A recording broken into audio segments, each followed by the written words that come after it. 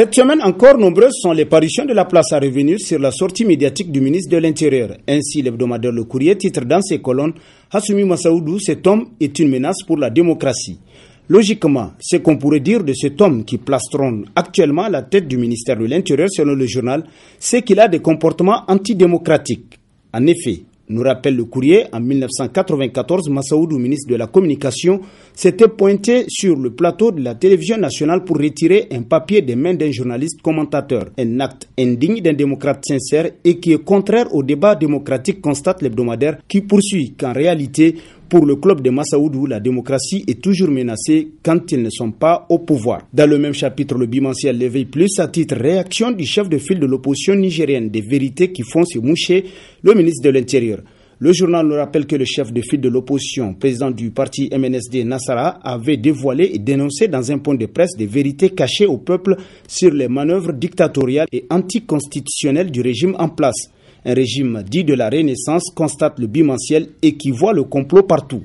Gagné par une soudaine paranoïa et faute d'avoir honoré ses engagements vis-à-vis du peuple qui avait placé toute sa confiance en eux face à cet échec patent, les princes qui nous gouvernent s'en prennent à tout le monde. Partis politiques, scolaires et étudiants, acteurs de la société civile, journalistes qui refusent de se plier à leurs desiderata et qui ne veulent pas se mettre au pas de la pensée unique, souligne L'éveil plus qui poursuit qu'alors, pour se faire bonne conscience, ils ont opté pour la manière forte. Dans sa rubrique politique l'hebdomadaire, l'actualité titre cette semaine « Motus Bush Cousi ». Au journal de constater que plus de 2 décennies de vie démocratique, cette république et les mœurs politiques encore rigides. La violence s'invite dans l'arène de l'antagonisme politique. Le régime inaugure une nouvelle ère, celle de complot contre l'État pour le faire tomber. Sur le banc des accusés, les opposants, les journalistes et les étudiants. Une centaine de personnes sont arrêtées et déportées dans plusieurs prisons. Le motif pour l'heure est imprécis. L'on sait seulement que le ministre belliqueux, souligne le journal, Hassoumi les accuse de vouloir fomenter un putsch. Décidément, l'initiation à la science du pouvoir continue chez le Gouri système. À quand la maturité, s'interroge l'actualité, pour qui un régime élu démocratiquement ayant une majorité confortable au Parlement qui attise les conflits et les crises. En politique, toujours l'hebdomadaire Le Monde d'aujourd'hui pour sa partie dans ses colonnes, éventuelle adhésion de Dan Digé de l'ANDP Zamallahia au Parti Rose, le lion du PNDS, de voir ses petits alliés. Le journal nous apprend que c'est le cas de ces échos qui leur sont parvenus, faisant état du départ prochain de Dan Digé, un des caciques de l'ANDP Zamallahia. Boulimie du pouvoir ou voracité des militants, en tout cas le PNDS Taraya ne se soucie que de sa propre et seule existence, constate l'hebdomadaire. Tant pis pour les autres, alliés fustides. Quel socialisme, s'exclame Le Monde d'aujourd'hui. Sans pour autant faire le lien, l'enquêteur dans sa parution numéro 1000 en date du 4 juin titre le PM à Dosso, absence des députés ANDP. Le journal nous apprend que le Premier ministre Brigitte Raffini était samedi 31 mai dernier dans la cité de Jarmakoy où, au nom du chef de l'État, il a donné le coup d'envoi des travaux inscrits dans le cadre du programme Dosso Soga. Mais surprise, constate le quotidien, les députés ANDP Zamallahia au titre de la région ont brillé par leur absence à cette cérémonie. Par cette absence, des députés ANDP entendaient sans doute exprimer leur mécontentement face à un allié peu amical enclin à leur imposer des rapports de dominant à dominé, conclut l'enquêteur.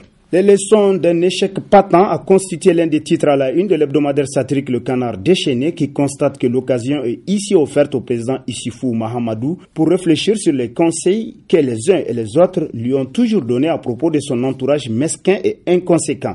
Ce sont des gens inefficaces qui ont toujours cru à l'illusion de leurs rêves. Ce sont des utopistes qui n'ont aucune expérience de la gestion du pouvoir selon le journal. Ce sont des réalités qui doivent ouvrir les yeux au président de la République en vue d'un assainissement conséquent de son entourage.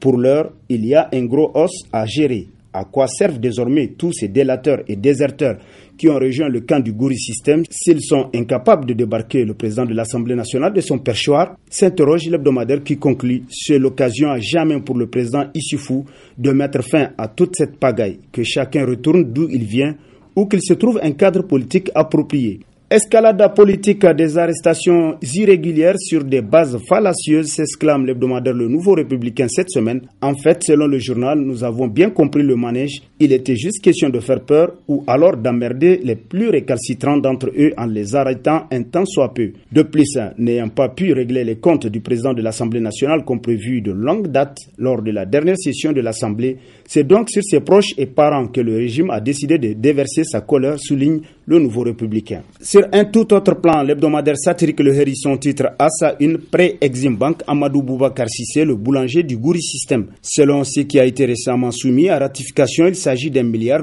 sur le guichet concessionnel. Mais il y a également d'autres prêts en morceaux qui atteignent l'équivalent d'$1 milliard sur le guichet commercial, constate le satirique, qui poursuit. En tout et pour tout, on a un cumul de $2 milliards US.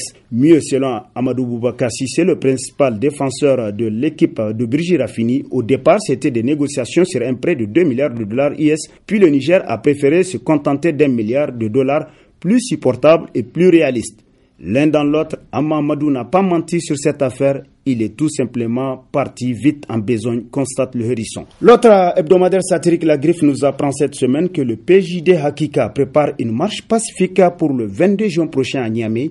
À travers cette manifestation, selon le journal, ce jeune parti de l'opposition compte manifester son total désaccord avec la façon dont les affaires de l'État sont gérées par le régime de la 7e République. Le PJD Hakika entend surtout s'insurger contre les derniers développements de la situation socio-politique nationale, caractérisée par les arrestations des étudiants et d'opposants politiques, ainsi que l'interdiction des manifestations qui sont pourtant un droit constitutionnel reconnu aux citoyens, constate La Griffe. Le quotidien privé L'Enquêteur, dans sa parution du 2 juin, nous fait la révélation selon laquelle 2 agents de la police nationale sont révoqués par le ministre de l'Intérieur. Ainsi, selon le journal, par arrêté du ministre en date du 28 avril 2014, 2 fonctionnaires de cadre de la police nationale ont été révoqués avec suspension des droits à pension. Il s'agit des nommés Seydou Mahmoudou, commissaire de police, et Saïdou Danhawa, officier de police. Le ministre Hassoumi Massaoudou se serait basé sur des notes de renseignement concernant les intéressés pour prendre sa décision. Massaoudou Hassoumi reprocherait-il, comme il se susurre au révoqué, leur proximité avec Hamamadou, à qui il fournirait des informations et recruterait des marabouts, s'interroge l'enquêteur.